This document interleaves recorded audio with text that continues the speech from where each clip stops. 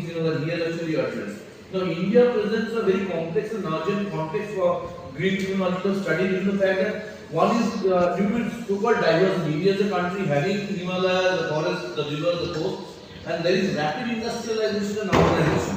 Now, to balance both of them, India is in such a respective, context where there is a requirement in the context of the conflicts, to address the conflicts in terms of indigenous rights, displacement, pollution, resource exploitation, and all that. Now, the scope of the study, if I can show over there, here it investigates the environmental harm in India through the lens of green criminology and environmental justice. And it's a quantitative data analysis by using case law, statutes, NGT, judgments and policies. But having said that, we want to do a further, so-called research in the context of, analyzing these existing NGT judgments in the period of time. Because there is a lacuna in India whenever we go down to so-called case study.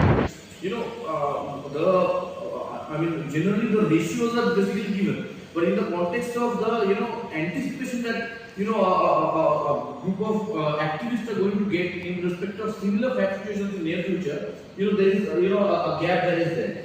Now, the key legal and international frameworks include obviously our Act, Environmental Protection Act 86, the National Green Tribunal Act of 2010, the Stockholm Declaration 1972, which is the old declaration, giving rise to all the other so-called environmental laws, the Rio Declaration, the Paris Agreement, and UN SDGs, And in the context of the focus areas, I talked about the, under criminalization of environmental crimes, because whatever has been the so-called judgments that are there, I'll just take some of them.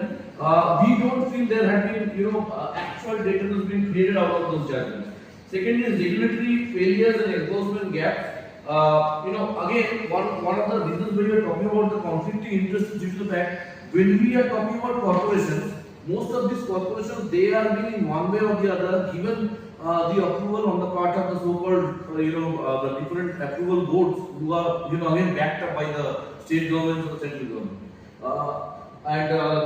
On the other hand, these indigenous groups or the group of people whose rights are being affected, they are at the receiving end of this type of cases. Regulatory failures and enforcement gaps we have already talked about, and disproportionate impact